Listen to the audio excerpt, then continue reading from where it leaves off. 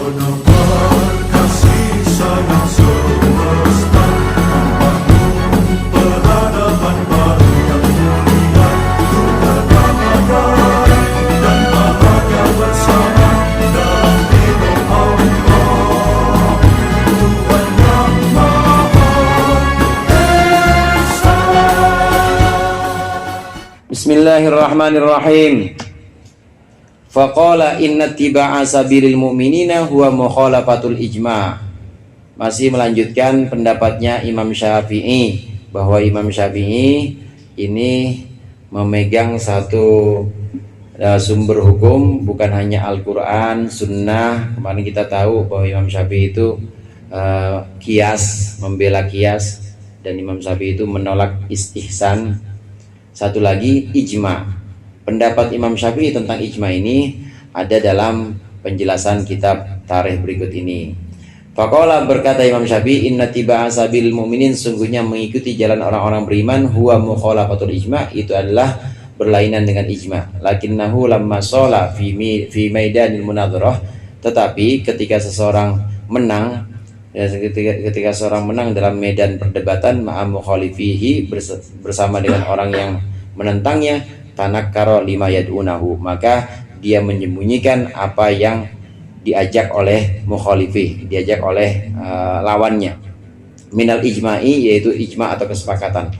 Wa ankara, dan ingkar, orang tersebut ingkar, ayyakuna lahu wujudun illa fil fardi, bahwasannya ada satu keberadaan kecuali dalam wajib atau dalam hal fardu, alladzi la yasa'u ahadan jahluhu, yang tidak boleh tidak atau tidak memuat seseorang jahluhu, mengenalnya, minas sholawati, nyatanya sholat, wa zakati, dan zakat, wa tahrimil harami, dan mengharamkan yang haram. Wa amma ilmul khassatul ladzi la yadiru, adapun ilmu khusus yang tidak berbahaya atau yang tidak bermasalah, siapa awamu jahluhu, orang awam, jahlahu, akan tidak mengetahuinya, fatakulu, maka engkau berkata, fihi, di dalam ilmu khassah, wahidan, sendiri, wahidan, salah satu, min kaulaini, dari dua pendapat. Ini yang bisa dikatakan dua pendapat. Naqulu la na'lamuhum ikhtalafu, kami berkata bahwa kami tidak mengetahui bahwa mereka berselisih, fima la na'lamuhum, dalam apa-apa yang mereka mengetahuinya. Ikhtalafu fihi, mereka berselisih di dalam hal itu. Wa taqulu wa naqulu, dan kami berpendapat, fi makhtalafu fihi, dalam apa-apa yang mereka perselisihkan, wakhtalafu wajtahadu, dan mereka perdebatkan, mereka ijtihad, fa akhadna asbaha aqawilihim, maka kami mengambil yang paling mirip dari pendapat mereka, bil kitabi, mirip dengan Al-Qur'an, was awis sunnati, atau sunnah, wa illam yujad alaihi dalalatun, meskipun tidak ada ditemukan petunjuk, min wahidin minhuma, dari salah satu Quran atau sunnah.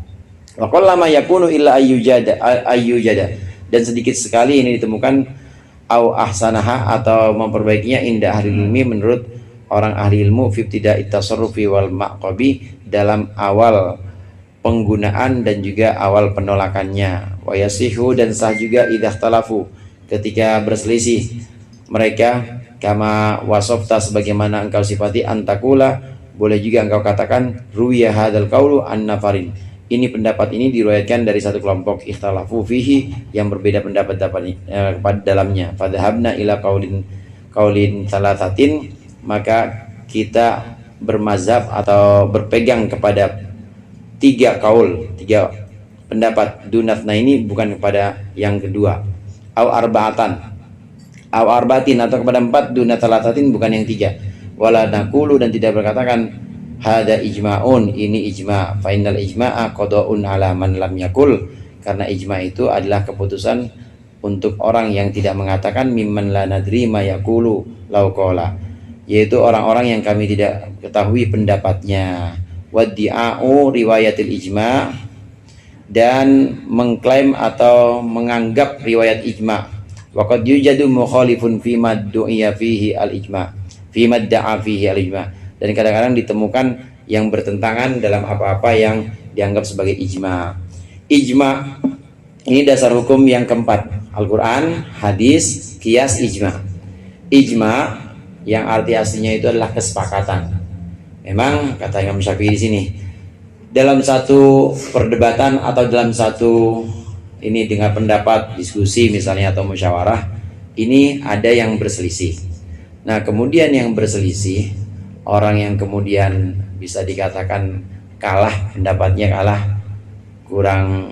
pendapatnya kurang mendapat dukungan, ini kemudian diajak untuk mengakui pendapat yang lebih banyak. Nah enggak masalah, atau lain urusan apakah dia itu setuju atau tidak, itu bukan urusan. Pokoknya diajak untuk menyepakati kesepakatan dalam perdebatan itu. Kalau sudah sepakat, maka itulah yang disebut dengan ijma. Meskipun yang satu itu atau yang beberapa orang sebagian kecil enggak menerima, enggak mau ikut dalam konsensus atau ijma itu, tetap itu dinamakan dengan ijma. Ijma yang dimaksud di sini adalah kesepakatan beberapa orang. Boleh jadi ada yang nggak setuju, boleh jadi juga ada yang menolak, namun tetap itu kesepakatan.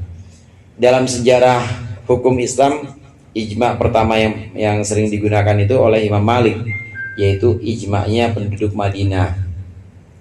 Amal atau tradisi penduduk Madinah yang merupakan generasi tabi'in, murid-muridnya sahabat, ini banyak tradisi atau banyak perbuatan-perbuatan yang memang di Al-Quran gak disebut, di hadis juga disebut, tapi orang Madinah melakukan itu, maka itu boleh jadi dasar hukum, meskipun di Quran gak ada, meskipun di hadis gak ada. Yang paling gampang yang sering saya jadikan contoh terawih. Terawih itu di Quran gak ada terawih 20, di hadis juga gak ada terawih 20. Tapi penduduk Madinah melakukan itu semua, terawih 20. Karena berdasarkan apa? Berdasarkan ijtihadnya Sayyidina Umar, kesungguhan dan juga upaya Sayyidina Umar untuk meramaikan malam puasa atau malam Ramadan. Dan sahabat-sahabat setuju sampai akhirnya mereka ya beberapa kali Ramadan, beberapa kali puasa. Sayyidina Umar itu ya kira-kira 8 tahun memerintah maksudnya. Jadi Amirul Mukminin itu ya berjamaah tarawih. Padahal Nabi nggak pernah jamaah tarawih sampai 20 tuh nggak pernah. Di Quran nggak ada, di hadis nggak ada. Tapi orang Madinah, penduduk Madinah saat itu melakukan nggak? Melakukan. Maka boleh kita pakai juga. Itu yang namanya ijma. Ijma itu meskipun tidak ada dalam Al-Quran, meskipun tidak dalam hadis, tapi disepakati oleh orang-orang alim, disepakati oleh orang-orang soleh. Minimal kesepakatan itu orang soleh diem, orang soleh nggak komentar, maka itu boleh kita laksanakan. Itu yang namanya ijma. Nah di Indonesia juga seperti itu. Ada tradisi-tradisi yang kira-kira kiai-kiai kita dulu nggak ngelarang, diem aja, maka itu boleh kita amalin. Kayak apa contohnya ya? Kayak ini ya bangsa itu Cingyo, bangsa adat-adat atau tradisi-tradisi kita yang kira-kira tidak ada di Quran, tidak ada di hadis, tapi itu kita lestarikan terus. 4 bulanan. Iya, bisa. Atau dulu 4 bulanan malah ada dasar hadisnya malah 4 bulanan. 7 bulanan kita, 7 bulanan. Kalau di hadis dan di Al-Quran itu 4 bulanan ada. 4 bulanan mestinya. Tapi orang tua kita dulu 7 bulanan. Orang tua dulu, kiai-kiai dulu, apakah ngelarang? Nggak ngelarang. 7 bulanan nggak ngelarang, biarin aja nggak apa-apa.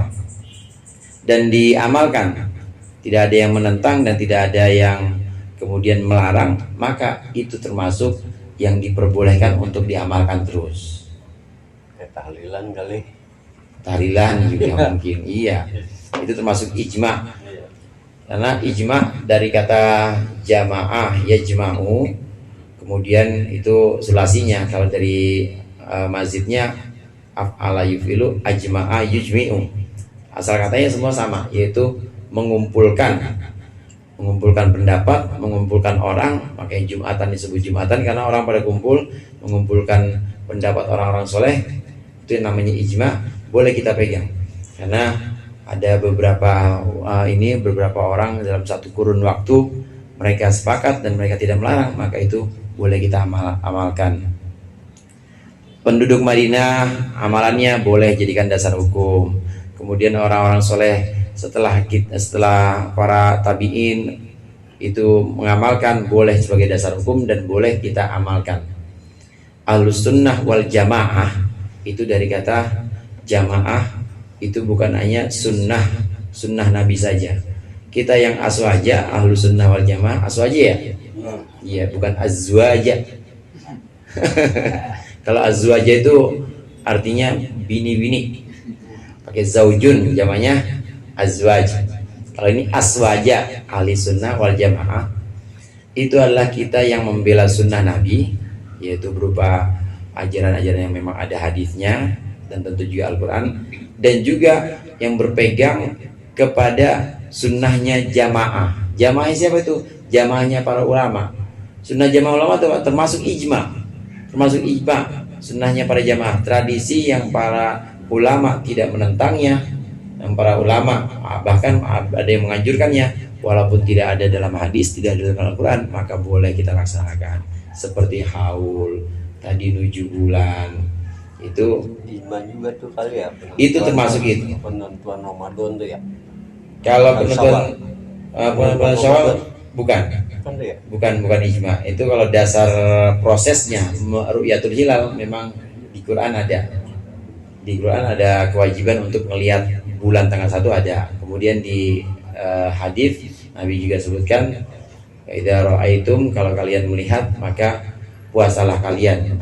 Kalau kalian melihat maka bukalah kalian, maksudnya lebaranlah kalian. Ini dasarnya ada. Nah, itu prosesnya, proses ru'yatul hilal itu ada di Al-Quran ya, ada di Sunnah. Adapun musyawarahnya, sidang, namanya sidang isbat ya. Nah, sidang isbatnya itu bukan ijma, tapi itu adalah satu proses semacam bahthul masail atau semacam musyawarah untuk menentukan, untuk menjalankan perintah yang ada di Al-Quran dan perintah yang ada di hadis, yaitu ru'yatul hilal. Jadi yang tidak ada di Al-Quran, yang tidak ada di dalam hadis, andai ulama-ulama dulu sepakat dan tidak melarangnya, maka boleh kita amalkan. Itu yang namanya ijma. Ahlus sunnah wal jamaah seperti itu. Memang saudara, ciri khas aswaja itu tidak ekstrim, tidak terlalu ke kanan banget ya. Ngopi kagak, merokok kagak, nggak kaku, fleksibel.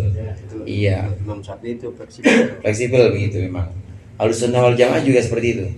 Kalaupun dia berbeda pendapat dengan satu kelompok, maka nggak terus dimuncul-munculkan itu. Biasa aja. Bahkan kepada pemerintah misalnya, beda pendapat sama pemerintah, tetap nggak dimuncul-munculin, tetap nggak diperuncing. Itu yang diajarkan oleh aswaja. Contoh yang banyak kita lihat itu dalam ajaran ini, dalam ajaran sholat misalnya.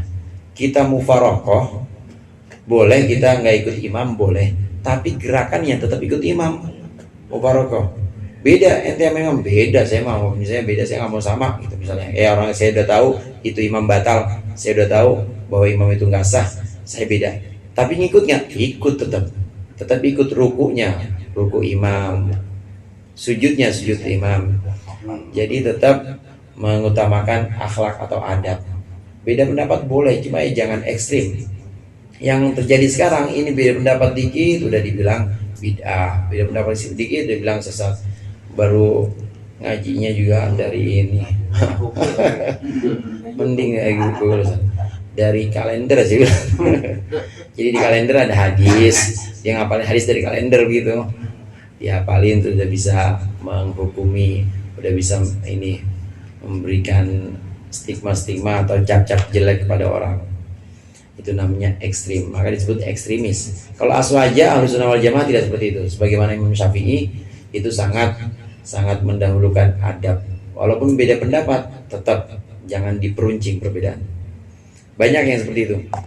Kita niat usolli fardhu dhuhri misalnya, di talaffuz diucapkan sebelum takbiratul ihram, itu memang nggak diajarkan oleh Nabi, dan tidak ada hadis-hadis yang kuat bahwa itu yang namanya niat. Memang itu bukan niat, itu hanya buat menuntun hati, menuntun niat kita saat ihram.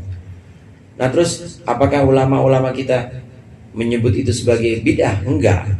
Justru menyebutnya apa? Sunnah. Yustahab, disunnahkan atau dianjurkan, meskipun itu tidak ada pendapat kuat, dianjurkan tetap kita sebelum Allah Akbar tetap kita usolli fardhu dhuhri, tetap untuk apa? Hurujan min khilafi man aujabahu, untuk keluar dari perselisihan dengan orang yang mewajibkannya. Karena ada ulama yang mewajibkan usolli fardul asri, usolli fardhu dhuhri sebelum takbiratul ihram, ada yang mewajibkan itu. Untuk tidak memperuncing, maka kita anggap itu sunnah gitu aja. Kalau beda pendapat justru ya udah sunnah. Gosok badan saat wudu bagaimana? Gosok badan saat wudu emang bukan fardu sih. Terus gimana? Ulama kita nggak bilang bid'ah, itu enggak, sunnah dah. Kenapa? Untuk keluar dari perselisihan, hurujan min khilafi man aujabu, untuk keluar dari perselisihan terhadap orang yang mewajibkannya. Karena ada ulama yang mewajibkan wudu itu digosok, maka kita ulama Syafi'i ngikutnya. Ulama Syafi'i bilang ya udah gosok badan anggota wudu itu hukumnya sunnah, enggak dikit-dikit bid'ah, dikit-dikit sesat, enggak. Makin ini jangan makin memperuncing. Memang orang-orang yang kayak begini ini tujuannya bukan mempersatukan umat, emang pengen memecah belah. Pengen memecah belah, ya pengen supaya berantem dan dia ngerasa benar sendiri. Ulama-ulama kita tidak pernah mengajarkan seperti itu. Kalau beda pendapat maka pasti dicari yang paling dekat. Kalau tadi bedanya, oh ini kata dia wajib, kata ulama Malik gosok itu wajib, maka kata ulama Syafi'i nggak wajib sih, tapi ya udah sunnah dah.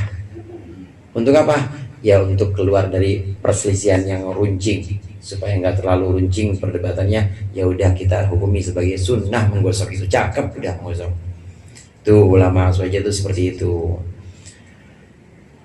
Nah, yang sekarang muncul ya begitu dah.